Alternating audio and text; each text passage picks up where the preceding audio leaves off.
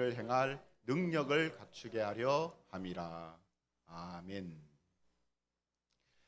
성경 봉독하겠습니다. 디모데전서 3장 1절에서 13절 말씀입니다. 신약 성경 디모데전서 3장 1절에서 13절 말씀을 찾으셔서 함께 봉독을 하도록 하겠습니다.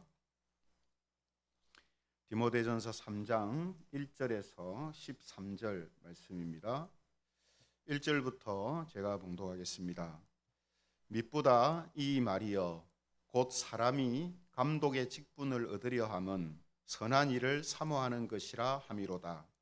그러므로 감독은 책망할 것이 없으며 한 아내의 남편이 되며 절제하며 신중하며 단정하며 나그네를 대접하며 가르치기를 잘하며 술을 즐기지 아니하며 구타하지 아니하며 오직 관용하며 다투지 아니하며 돈을 사랑하지 아니하며 자기 집을 잘 다스려 자녀들로 모든 공손함으로 복종하게 하는 자라야 할지며 사람이 자기 집을 다스릴 줄 알지 못하면 어찌 하나님의 교회를 돌보리요.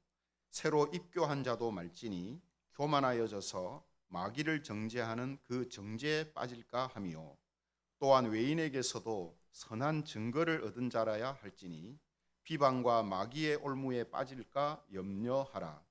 이와 같이 집사들도 정중하고 일구이연을 하지 아니하고 술에 임박히지 아니하고 더러운 일을 탐하지 아니하고 깨끗한 양심에 믿음의 비밀을 가진 자라야 할지니 이에 이 사람들을 먼저 시험하여 보고 그 후에 책망할 것이 없으면 집사의 직분을 맡게 할 것이요 여자들도 이와 같이 정숙하고 모함하지 아니하며 절제하며 모든 일에 충성된 자라야 할지니라.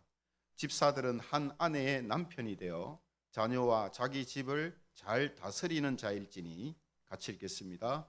집사의 직분을 잘한 자들은 아름다운 지위와 그리스도 예수 안에 있는 믿음의 큰 담력을 얻느니라.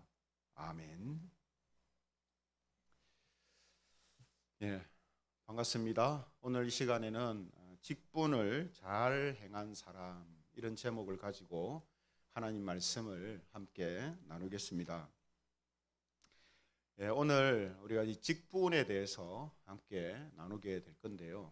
우리 직분을 우리가 여러 가지 직분들을 이제 교회 안에서 받게 됩니다.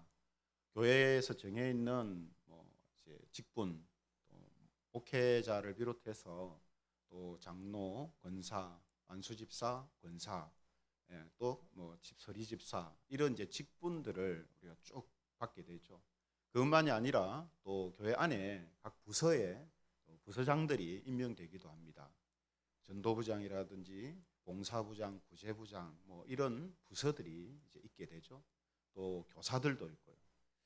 우리 교회 안에서 여러 가지 또 공식적인 또 혹은 비공식적인 그런 직분들이 있는데 우리가 그런 직분들을 바라볼 때에 어떤 마음으로 바라봐야 되고 또 우리가 직분을 받는 자였을 때에 그 직분은 어떤 자들한테 주어져야 하며 또 그 직분을 받은 자라면 그 직분을 어떻게 감당해 나가야 하는가 하는 이 부분은 참 중요한 부분이다라고 말할 수 있습니다.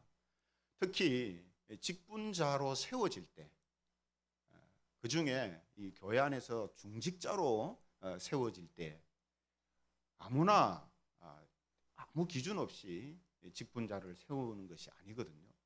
그래서 오늘 우리가 이 말씀을 통해서 좁은 의미에서는 교회 안에서 중직을 받는 사람들은 어떤 사람이어야 하는가 하는 부분을 우리가 살펴보면서 이미 직분을 받았다면 내가 지금 이 기준에서 잘하고 있는지 아니면 이런 기준 속에서 좀 벗어난 게 있는지 자신을 좀 돌아보고 성찰하는 시간을 가지면 좋겠습니다.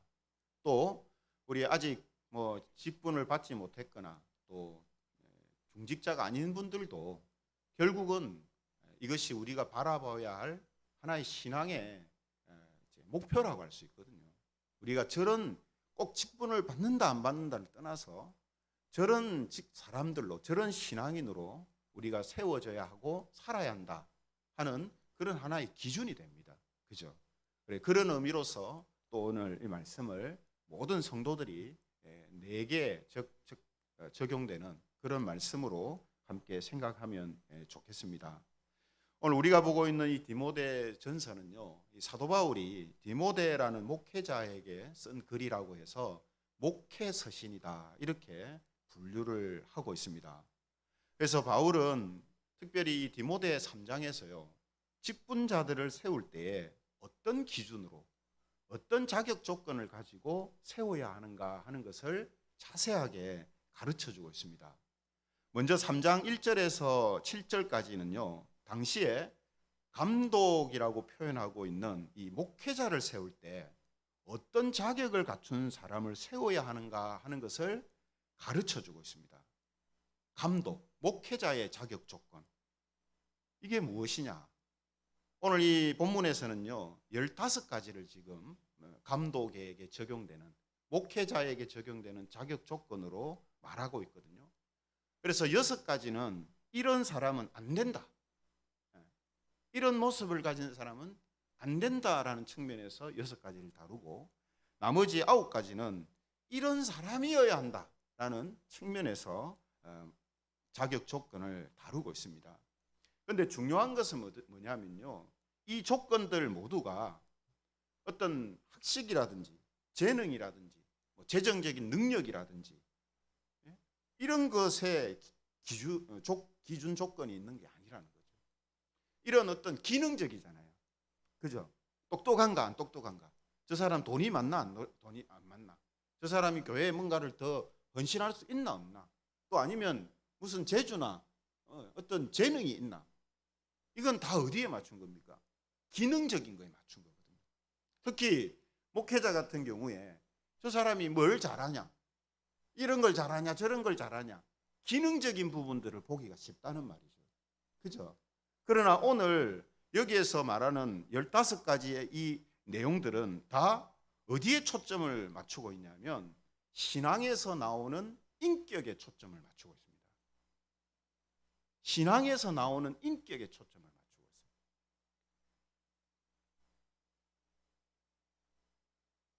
여러분, 이건요, 우리가 정말 간과하기 쉬운 그런 내용이거든요. 그래서 우리가 교회 헌법에 보면 목회자들을 세울 때도 바로 이 디모데전서 3장 1절에서 이 7절에 해당되는 자로 목회자를 세워야 된다라고 교회 헌법에도 명시를 해놨습니다. 그만큼 이 기준은 절대적인 기준이다라고 말할 수 있거든요. 그 절대적인 기준이 뭐냐 하면 신앙에서 나오는 인격, 그 인격을 보는 거죠. 저도 목회자입니다만 저도 참 부족하고 인격적으로 미성숙한 부분들이 있습니다만 우리가 사실은 어떤 기준치에 있어서 기준 밑으로 가는 그런 모습이 있어서는 안 되거든요. 부족한 면이 있지만, 그렇죠. 근데 여러분, 안타까운 것은 뭐냐 하면 우리가 간혹 목회자이면서도 이런 인격적인 부분들이 준비되지 않은 그런 이제 분들을 가끔씩 이제 보게 됩니다. 왜 이제 여러분 이런 현상이 생기냐면 우리가 사실은 어떻게 보면요, 목회자들보다 교회에서 성도들이 이제 그 투표로 해서 또 오랜 생활 경험 속에서 그 사람에 대해서 충분히 알고 교회 중직자로 세우는 것보다 사실은 목회자가 자격을 갖추지 못할 가능성이 많습니다. 왜냐하면 대부분의 경우 목회자는요, 하나님이 부르셨다, 소명 하나 가지고 무조건 신학교 가고 신학교에서 4년 공부하고 대학 안에서 3년 공부하고 아니면은 일반 대학 했다가 신학대학은 3년 공부하고 나오면 강도사 되고 목사 안수받고 목사 된단 말이죠. 그러면 여러분, 목회자로 뛰어든 사람들은 인격적인 훈련을 받는 장이 잘 없어요. 그런 기간이 잘 없단 말이죠. 그냥 학문적인 공부만 막 하다가 이제 학교를 졸업하고 교회 현장에 나오면 이제는 어디에 이제 막 눈이 가냐면 교회를 어떻게 하면 크게 부흥시킬까? 여기에 초점이 간단 말이에요. 그러면 목회자 개인의 어떤 신앙이라든지 인격이라든지 이런 것에 우선순위를 두고 점검하고 살피고 성장하고 성숙할 수 있는 기간이, 그런 기회가 부족하다는 말이에요. 그래서 안타깝게도 목회자들 가운데 이런 부분들이 부족한 분들을 간혹 본단 말이죠.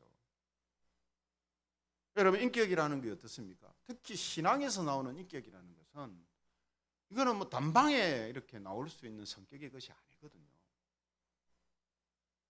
자신 안에 바른 신앙의 모습들이, 하나님의 형상들이 형성됨을 통하여서 그것을 기반으로 해서 나오는 인격이 이 신앙의 인격이란 말이죠. 그렇기 때문에 갈고 닦는 시간이 있어야 되고 또 아픔과 슬픔을 겪는 시간도 있어야 되고, 그죠? 물론 여러분, 인격이라는 부분들을 우리가 신앙이라는 것 없이 사회생활을 통해서도 닦아질 수 있고 연마될 수 있습니다. 그러나 우리의 신앙의 입장, 신자의 입장에서 봤을 때는 그것이 전부가 아니거든요. 단순히 사람 좋은 사람, 성격 좋은 사람, 이런 사람들이 직분자가 되는 게 아니거든요. 그래서 신앙에서 나오는 이 인격, 신앙에서 나오는 인격이 중요하다라는 것입니다. 그래서 오늘 목회자와 관련된 이런 말씀을 주실 때에 기능적인 부분, 목회자가 설교 잘하느냐, 뭐 아니면 전도 잘하느냐, 아니면 사회봉사 잘하느냐, 교회를 어떻게 방식으로 부흥시킬 수 있느냐, 교인들하고 어떻게 잘 화합해서 교인들을 인기를 얻어서 잘 나갈 수 있느냐, 이런 기능을 보는 게 아니란 말이죠. 신앙의 인격이 바르게 지금 자리 잡고 그 위에 서 있는가 하는 이 부분을 본다는 겁니다. 그래서 거기에 나오는 모든 세부적인 내용들이 구체적으로 들어가면 또 설명할 부분들이 많지만, 전체적으로 봤을 때에 지금 이야기하고 있는 이 15가지는 신앙에서 나오는 인격을 지금 이야기하고 있는 것이다 라는 겁니다. 그러면서 여러분 8절에 보시면요, 이와 같이 집사들도 이렇게 연결해 가고 있습니다. 여기 여러분, 집사들도 하는 이 말은 무슨 뜻이 되겠습니까? 앞에 이야기한 목회자들의 그 신앙의 인격, 그것이 집사들한테도 똑같이 있어야 된다 이 말이에요. 그게 기본이어야 된다 이 뜻입니다. 여기에서 나오는 이 집사는 누구를 말하겠습니까? 지금으로 말하면요, 교회에서 이제 종신직으로 세워지는 장로, 안수집사, 권사 같은 이런 직분자들을 지금 의미한다라고 볼 수 있거든요. 그래서 일반 이제 성도에서 교회 안에서 신앙생활을 하면서 여러 가지 양육과 훈련을 통해서 신앙이 자라고, 그로 인하여서 신앙의 인격적인 부분들이 서서히 갖춰지는 그런 교인들 중에 특별히 하나님께서 교회와 하나님의 나라를 위하여서 사용하실 직분자들을 이제 의미하는 거거든요. 그래서 세워지는 사람들을 지금 말하는 것이다라는 거죠. 이 내용을 이제 보면요, 8절에 이렇게 말씀을 이어가고 있습니다. 이와 같이 집사들도 정중하고 일구이연을 하지 아니하고, 뭐라고 했습니까? 정중하고 일구이연을 하지 않는 사람이어야 한다, 이렇게 이야기합니다. 특히 누구를 이야기합니까? 남자 직분자들을 지금 이야기하는 거거든요. 남자 직분자들은 어떻게 해야 된다고요? 정중하고 일구이연을 하지 않는 사람이어야 한다. 다르게 말하면 신중하고 사려 깊은 사람이어야 한다라는 그런 뜻입니다. 왜 이런 이야기를 남자들한테만 하고 있겠습니까? 남자들은 신중하지 못할 경우가 많거든요. 충동적일 경우가 많습니다. 남자들은. 예. 그래서 신중한 사람, 말을 함부로 뱉지 않는 사람, 행동을 함부로 하지 않는 사람, 이런 사람이 가장 중요하다. 이것이 가장 중요하다. 지금 이렇게 이야기하고 있는 거죠. 또 뭐라고 합니까? 술에 임박히지 아니하고 더러운 일을 탐하지 않은 사람이어야 한다라고 이야기합니다. 즉 방탕하고 탐욕스러운 사람이어서는 안 된다라는 뜻입니다. 너무 당연한 건데, 그죠? 그의 삶이 방탕한 삶이 되거나 또 욕심을 부리는, 세상의 것을 욕심내는 이런 사람이어서는 안 되는 것이다, 이렇게 말씀하고 있다는 겁니다. 또 9절에 보면 뭐라고 합니까? 깨끗한 양심에 믿음의 비밀을 가진 자라야 할지니라. 깨끗한 양심에 믿음의 비밀을 가진 자. 이는 여러분, 남자나 여자나 공이 적용되는 이야기입니다. 다. 그래서 여러분, 앞서 직분자가 될 사람은 기본적으로 뭐가 있어야 된다 했습니까? 신앙에서 나오는 인격을 갖춰야 된다 했잖아요. 그럼 그 신앙이 뭐냐? 신앙에서 나오는 인격을 갖춰야 되는데, 그럼 그 신앙이라는 것은 도대체 뭐를 말하느냐 하는 거죠. 그걸 묻는다면 바로 9절로 대답을 할 수가 있는 겁니다. 9절에 뭐라고 했습니까? 깨끗한 양심에 믿음의 비밀을 가진 자가 바른 신앙을 가지고 있는 자다, 이 뜻이에요. 여러분, 성경의 표현에 의하면요, 제 가운데 있는 사람들은 양심에 화인을 맞은 사람들이라 이렇게 표현을 하거든요. 양심에 화인을 맞았다. 화인이 뭡니까? 불도장이잖아요.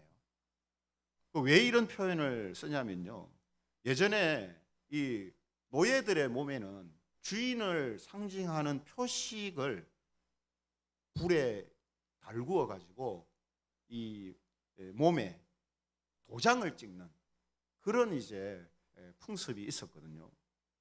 그래서 여러분, 쇠에다가 표식을 새겨 가지고 불에 달구어서 몸에 대면 자국이 남잖아요. 이게 엄밀히 말하면 화상이거든요. 화상을 입어서 몸에 새긴단 말이에요. 그럼 여러분, 그 불에 대인 자국은 나중에 어떻게 됩니까? 시간이 가면 딱딱해지고 굳어지죠. 그죠? 그러므로 양심의 화인을 맞았다라는 말은 무엇입니까? 양심이 죄로 인하여서 딱딱하고 굳어져 있는 상태를 말하는 겁니다. 누가요? 죄 가운데 있는 사람들. 그들의 양심은 제대로 작동을 안 한다는 거예요. 나 양심껏 산다 이렇게 말하지만 그 양심이라는 것은 죄 가운데 있는 사람들한테는 자기가 생각할 때는 양심이 제대로 잘 100% 작동하는 가운데 산다고 생각하지만 실제는 그렇지가 않다는 거죠. 그런데 이런 양심이 깨끗해졌다라고 이야기하잖아요. 깨끗해졌다. 이 말은 뭡니까? 예수 그리스도를 믿음으로 죄의 문제가 해결되어졌다라는 그런 뜻입니다. 깨끗한 양심은 우리의 죄의 문제가 예수님을 통해서 해결될 때 우리에게 생기는 거거든요. 동시에 이제는 사탄의 종의 도장이 찍힌 사탄의 종으로서가 아니라 이제는 하나님의 말씀을 믿고 순종하며 하나님을 경외하는 하나님의 백성, 하나님의 자녀가 되었다라는 그런 뜻입니다. 이게 뭡니까? 믿음의 비밀이잖아요. 사실은 이 같은 말인 동의어입니다. 깨끗한 양심을 가지려면 믿음의 비밀을 그가 갖고 있어야 되고, 믿음의 비밀이 뭡니까?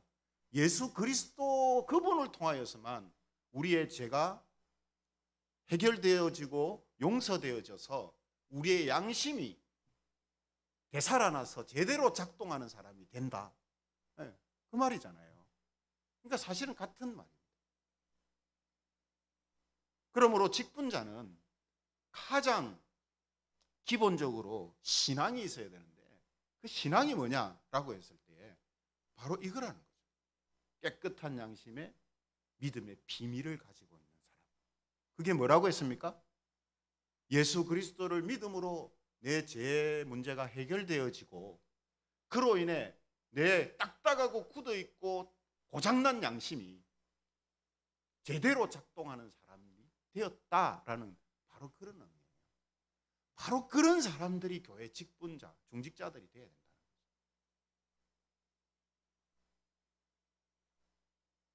이런 맥락에서 10절에 보면 뭐라고 합니까? 이에 이 사람들을 먼저 시험하여 보고 그 후에 책망할 것이 없으면 집사의 직분을 맡게 할 것이요, 이렇게 이야기합니다. 시험해봐라 했죠. 먼저 시험하여 보고. 여러분, 뭘 시험한다는 뜻입니까? 올바른 신앙이 있는지, 또 그 신앙에서 나오는 인격과 삶이 있는지 시험해보고 책망할 것이 없다고 판단되면 직분자로 세우라, 그런 뜻입니다. 여기 한번 보세요. 시험해보고 100점 만점에 100점 맞으면 그 사람 세우라, 이렇게 하지 않습니다. 책망할 것이 없으면 이렇게 됐어요. 책망을 받을 정도면 뭡니까? 잘못하는 거죠. 심각하게 잘못하고 있는 거죠. 그러니까 직분자로 세울 때에 어느 정도의 뭡니까? 수준이 높은 사람들만 뽑으라는 뜻이 아닙니다. 기본적으로 책망받을 만한 그런 모습들이 없다면 괜찮다, 이 뜻입니다. 다르게 말하면.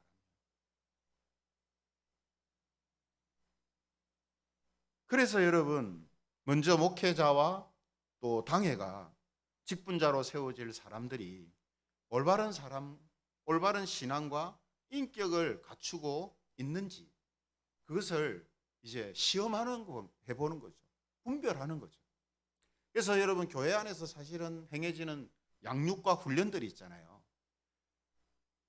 그 양육과 훈련이 가지고 있는 목표가 뭐냐면, 올바른 신앙을 가진 신앙인으로 세우는 것에 목표가, 1차적인 목표가 있고요. 두 번째 목표는 뭐냐면, 그런 사람들이 세워져서 봉사의 일을 감당하는 하나님의 사람들, 일꾼들을 세우는 데 목적이 있는 겁니다. 그러니 그 양육과 훈련 과정을 통해서 이분이 바른 신앙을 지금 갖고 있는지, 만약 그렇지 않다면 양육과 훈련을 통해서 조정해 주는 거예요. 바로 잡아주는 거예요. 그리고 제자훈련을 통하여서 뭡니까? 그분의 삶까지도 그 신앙에서 나오는 인격과 신앙에서 나오는 그 삶이 일치가 되도록 훈련을 통하여서 그런 부분들을 세워주는 거거든요. 그래서 교회 안에서 이런 양육과 훈련을 통하여서 그런 사람들을 세우고 그런 사람들을 이제 선별하는 거죠. 분별하는 거죠. 여러분, 이게 잘 안 되면요, 어떤 현상이 나타나냐면, 교회 중직자인데요, 우리의 신앙의 그 정로에서 벗어난 그런 생각이나 말들을 혹은 가치관을 가지고 생활하는 경우가 보여집니다. 지금도 저는 가끔씩 보거든요. 다른 교회 중직자들을 이 사석에서 만나서 막 이야기를 할 때 한 번씩 신앙과 관련된 이야기를 합니다. 그런 이야기를 가만히 들어보면 저분이 지금 장로교 개육주의 신앙을 토대로 하고 있는 재건교회에서 저분이 이야기하는 게 지금 맞다고 저렇게 생각하고 이야기하는가, 이런 생각을 해요. 근데 여러분 그렇게 말하는 분의 교회를 딱 보면요, 크기와 상관없이 이런 거를 중요하게 생각 안 합니다. 바른 신앙이라는 것, 그 신앙에서 나오는 인격과 삶에 대하여서 중요하게 생각 안 해요. 또 어떤 경우에는요, 신앙적인 부분은 중요하게 생각 안 하고요, 인격만 중요하게 생각합니다. 그래서 저분 사람 좋다. 예. 저 교회 사람들은 사람이 좋아요. 사람 좋은 거 찾으려면 기독교 이단 단체에 가면 됩니다. 기독교 이단 단체에 가면요, 바른 신앙으로 안 세워져 있는 사람들인데 얼마나 사람들이 좋은지 몰라요. 얼마나 친절하고요, 신사적이고요, 다른 사람들을 배려하고요, 자기 가진 거 다 내어줄 것 같이 막 그렇게 섬깁니다. 뭐가 옳은 것입니까, 여러분? 무엇이 바른 거죠? 신앙은 어떻든지 간에 외적으로 그런 모습만 나타나면 다 된 겁니까? 그건 아니잖아요. 그래서 이런 신앙적인 부분들을 어떻게 해요? 교회 안에서 세워가고, 그런 사람들이 교회 일꾼으로 세워지고, 그런 교회가 제대로 된 교회고요, 그런 교회가 미래가 밝은 교회입니다. 그래서 여러분, 하나님의 교회 그리고 성도들 개개인은요, 절대로 지금의 모습으로 판단할 수 없습니다.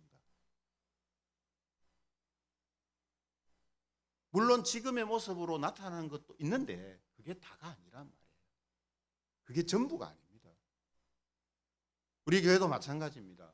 지금 우리 교회 현재 이 모습이 전부라고 생각해서는 안 됩니다. 이 모습이 앞으로 10년, 20년, 30년, 40년 뒤에도 똑같을 거라고 생각해서는 안 됩니다.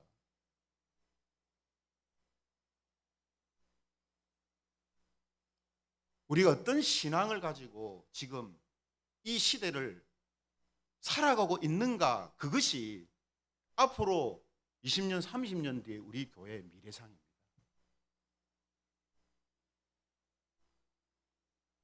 그러므로 여러분, 오늘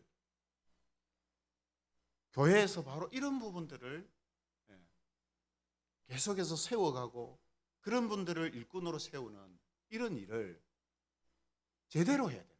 제대로.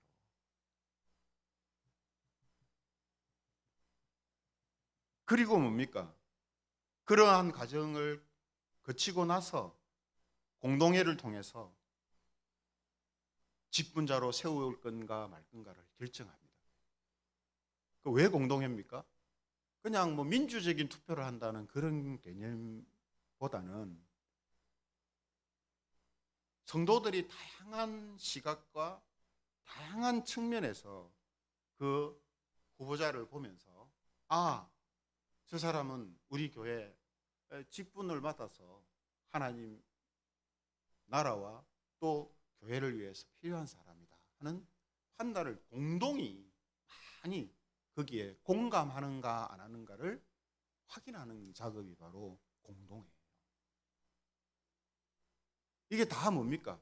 시험하는 거, 살펴보는 거죠. 살펴보는 거. 이런 과정을 통해서 이제 직분자가 세워지게 되는 겁니다.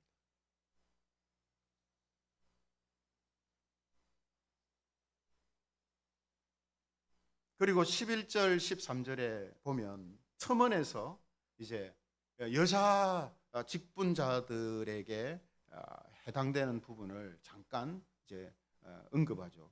특히 11절을 보면 이제 여성도들이 직분을 받을 때 어떤 사람이어야 하는가 하는 것을 이야기하는데요.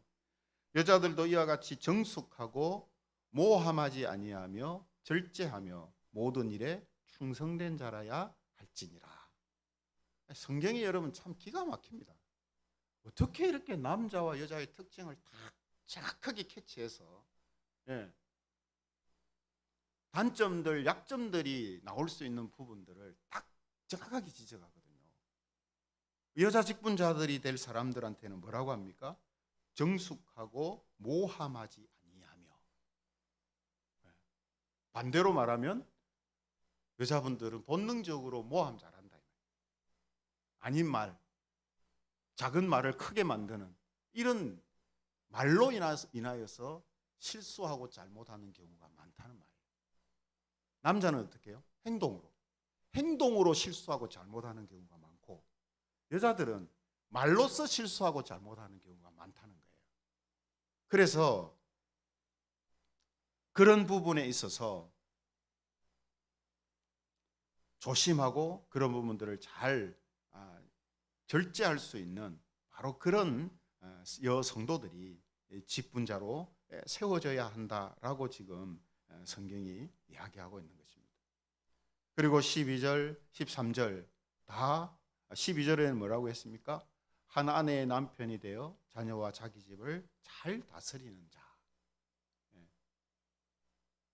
남자든 여자든 공히 자기의 가정을 신앙의 원리 가운데 잘 이렇게 세워가는 바로 그런 사람들이어야 한다 하는 거고요. 이런 사람들이 직분을 받았을 때, 그 직분을 잘 감당하게 될 때 13절과 같은 일이 일어나게 될 것임을 말씀합니다. 13절에 뭐라고 했습니까? 집사의 직분을 잘한 자들은 아름다운 지위와 그리스도 예수 안에 있는 믿음의 큰 담력을 얻느니라. 아름다운 지위를 얻는다는 말은 무슨 뜻이겠습니까? 잘 그 직분을 감당하기 때문에 하나님과 사람들로부터 칭찬 듣고 기쁨이 되는 바로 그런 사람이 된다 하는 거고요. 그리스도 예수 안에 있는 믿음의 큰 담력을 얻는다는 말은 그의 믿음이 계속해서 자란단 말이에요. 계속해서. 그러므로 여러분, 우리가 직분을 받아가지고요, 내가 그 직분을 잘 감당하는 사람이 되면 내 믿음은 정지한다? 멈춘다? 아니요. 계속 자란다는 거예요. 계속. 우리가 직분을 받고 신앙이 퇴보하거나 멈추면은 그건 그 직분을 잘 감당하고 있지 못하다라고 생각을 해도 틀리지 않다는 거예요. 오늘 우리가 교회에서 이 직분자들이 세워질 때 어떤 자격, 어떤 조건이 이어야 하는가 하는 것을 우리가 말씀을 통해서 보았습니다. 이건요, 직분을 받는 사람한테 마땅되는 게 아니라 일반 모든 성도들도 뭡니까? 내가 오늘 디모데전서에서 이야기하고 있는 이런 신앙과 인격과 삶을 가지고 있는 그런 사람으로 내가 계속해서 성장하고 자라가야 하겠구나. 하나님께서 그것을 원하시는구나. 이거를 우리가 잊어서는 안 된다는 겁니다.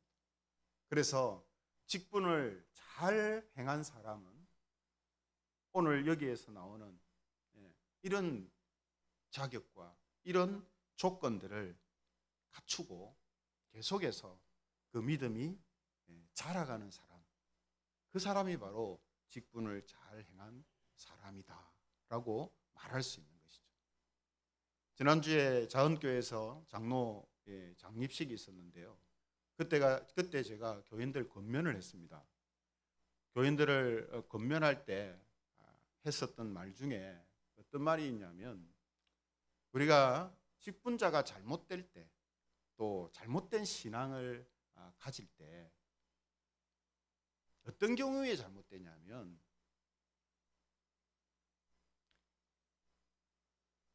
두 가지를 이야기했습니다. 하나는 뭐냐면은 잘못된 초심을 잡았을 때. 우리가 초심 중요하다 하잖아요. 초심. 근데 직분을 받았을 때, 혹은 내가 신앙생활을 할 때 그 초심이 올바른 초심이 돼야 되는데 다른 초심이 되면 그 어떻게 잘 될 수가 있겠습니까? 그죠? 앞서 말씀드린 것처럼 우리가 직분이라는 걸 생각을 했을 때 그 직분의 자격을 기능적인 요소보다 인격적인, 신앙의 인격적인 부분들을 중요시해야 되는데, 그 초심을 잘못 잡아가지고 기능적인 것에 맞추게 되면 잘 될 수가 없는 거예요. 그리고 두 번째 잘못되는 경우는 뭐냐 하면, 그 바르게 잡은 초심을 잃어버렸을 때,